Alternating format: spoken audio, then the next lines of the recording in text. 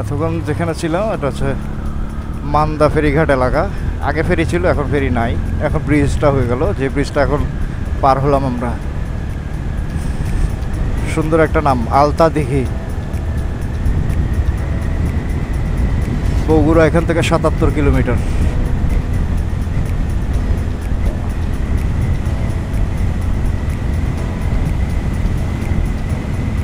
নওগাঁ হচ্ছে ৩০ কিলোমিটার।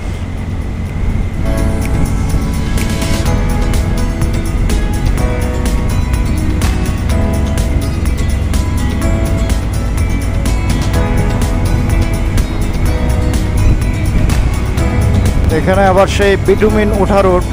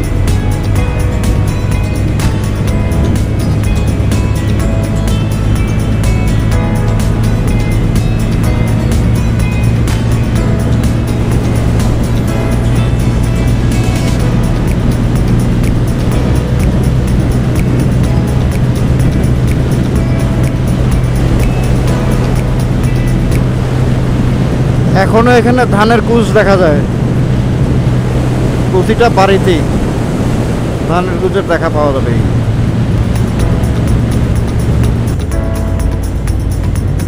দারুণ একটা রাস্তা, সেই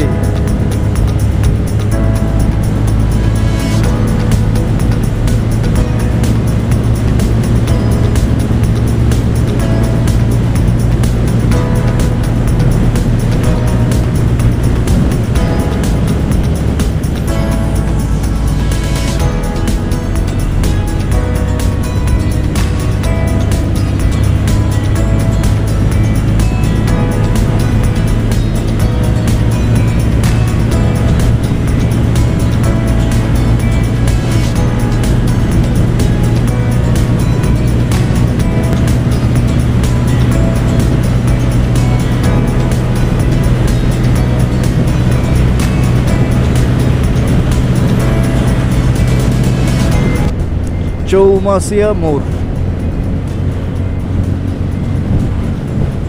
নওগাঁ এখনো ১৩ কিলোমিটার, জয়পুরহাট ৫৬ কিলোমিটার। যাই হোক, আমি জলিল পার্কে একটু দাঁড়াতে হবে, এখানে এক ভাই অপেক্ষা করছে, মেহেদি ভাই। কাউকে জিজ্ঞেস করি জলিল পার্কটা কোন দিকে।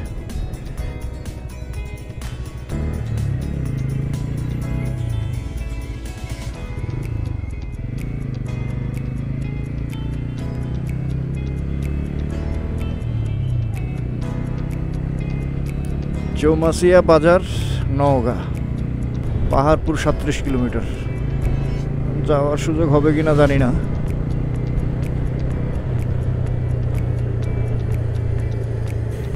আসলে নাইট রাইড করতে চাচ্ছি না বিধায় আমাদের জার্নিটা একটু স্টিফ হয়ে গেছে। নাহলে একলা থাকলে কোনো সমস্যা ছিল না, যেহেতু সাথে ওয়াইফ আছে, এই জন্য নাইট স্টেটা অ্যাভয়েড করতেছি।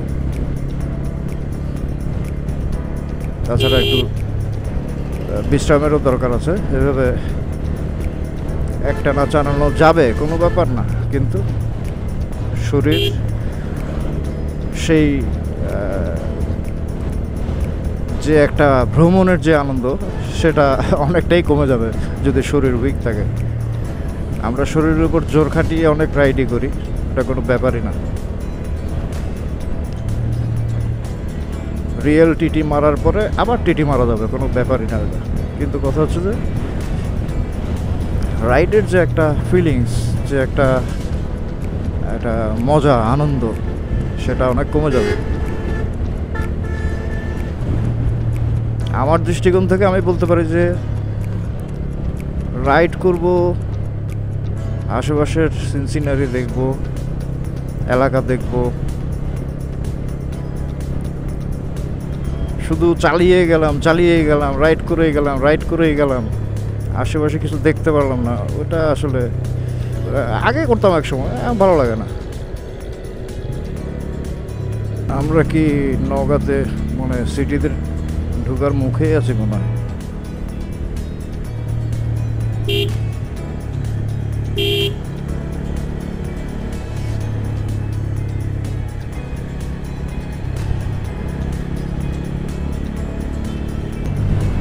হাপানিয়া বাজার। আচ্ছা, নওগাঁ সিটি এখনো 0.8 কিলো।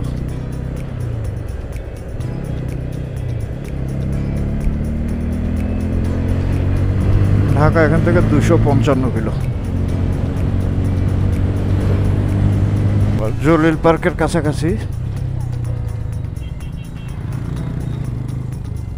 এসে জলিল পার্ক।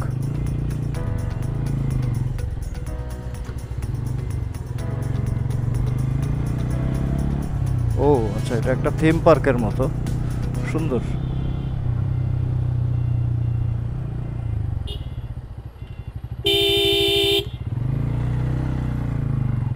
এই যে আমাদের মেহেদি ভাই। কি অবস্থা ভাই? উনি আমাদের মেহেদি ভাই, উনি নওগাঁর। ঠিক আছে, আমরা এক সাইডে গাড়িটা পার্ক করি।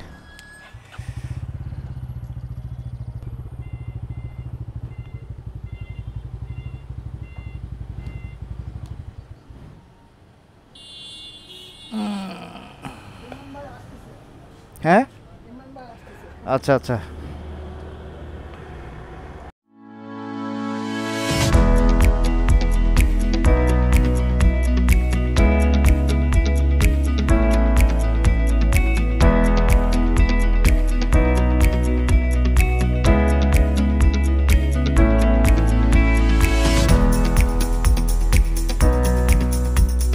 ভাইদের ফটো সেশন চলছে, নওগাঁর ভাইদের।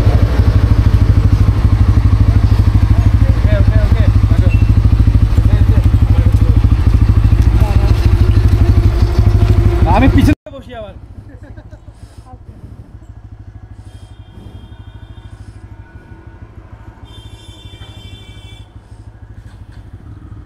থ্যাংক ইউ মেহেদি, একটু পাঠাই দিও ছবিগুলো। হ্যাঁ, ওকে, থ্যাংক ইউ ভাই। আচ্ছা আচ্ছা, থ্যাংক ইউ। হ্যাঁ, কিছু বলছো? আচ্ছা, ঠিক আছে। না ঠিক আছে, অবশ্যই অবশ্যই অবশ্যই, ঠিক আছে। হ্যাঁ, যান।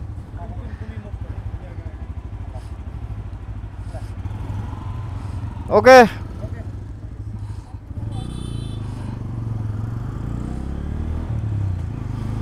আমরা এখন যাচ্ছি গোবিন্দগঞ্জ। দারুণ কিছুক্ষণ সময় কাটালাম এখানে ভাই ব্রাদারদের সাথে। এখানে ওয়াইআরসি নওগাঁর অ্যাডমিন এবং কোঅর্ডিনেটর, মডারেটর সবাই ছিলেন। আমাদের পিআরসির ইয়েও ছিলেন, কোঅর্ডিনেটরও ছিলেন নওগাঁর, জর্জ দা ছিলেন। উঠতে ইচ্ছে করছিল না, খুব মজার আড্ডা জমে গিয়েছিল, কিন্তু সময় স্বল্পতা, যেতে হবে।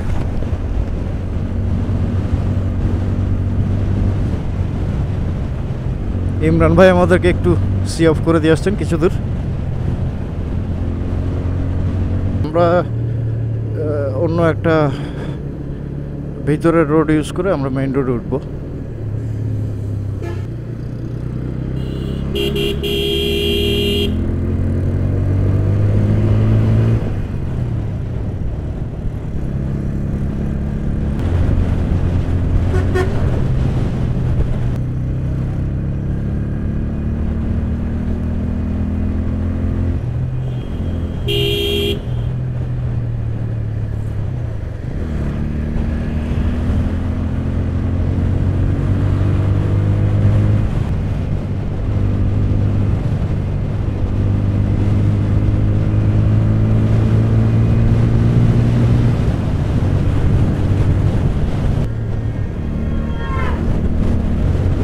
হচ্ছে ট্রাক ড্রাইভার, কিন্তু আমি অনেক ভালো ট্রাক ড্রাইভারও পাইছি আমার লাইফে।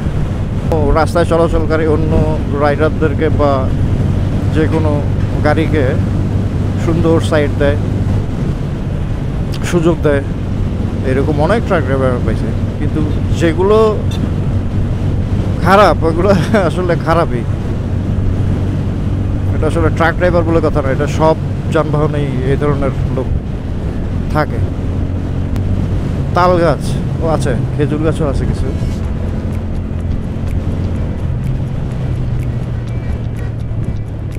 অসাধারণ। তাল গাছ তো এখন বিলুপ্ত প্রায়। আর এখানে লাইন করে সব তাল গাছ, দেখছো সব তাল।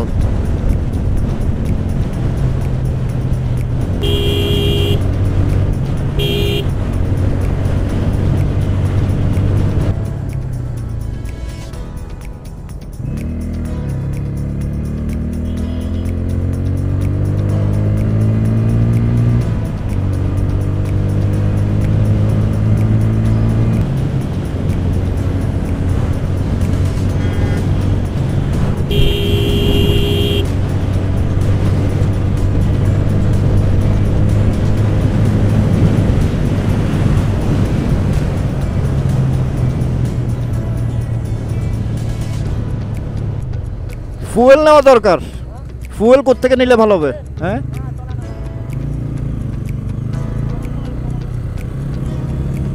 কিছুটা টপ আপ করে নেওয়া দরকার ফুয়েল। আমার 2 দাগ কমছে এখানে থেকে। এদিকে বগুড়া রোড হাইওয়ে।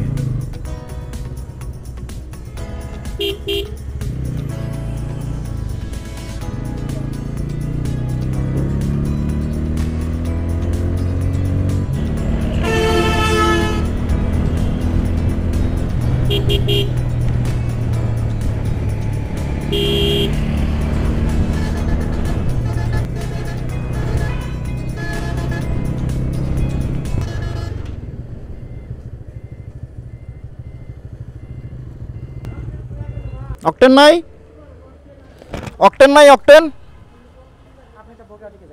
হ্যাঁ, নাই বলতেছে, নাই বলতেছে।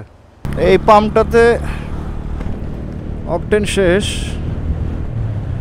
টপ আপ হলো না। যা আছে আমার চলে যাবে, সমস্যা নাই। কিন্তু ওরা বললো যে ওদের একই কোম্পানি নাকি, এখানে ওই কোম্পানিটাই ভালো, তাও সেফ। এই কোম্পানির নাকি আরেকটা পাম্প আছে সামনে, ওখান থেকে আমরা টপ আপ করে নিতে পারবো 15-20 কিলোমিটার সামনে। তো যাই হোক, আমরা রওনা দিচ্ছি এখন। এখন আমরা আছি বগুড়ার রোডে। দেখেন কীভাবে এরা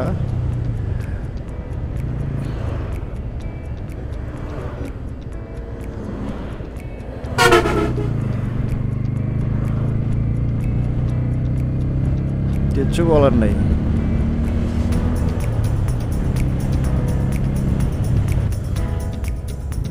ওর বডির চেসিস ঠিক নেই, তাও সে ওভারটেক করবে বেকা হয়ে।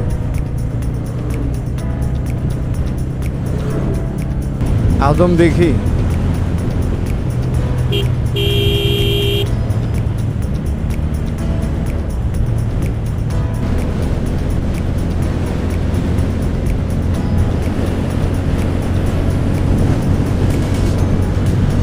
ধান অনেক জায়গায় পেকে গেছে। কি সুন্দর তাল গাছের সারি।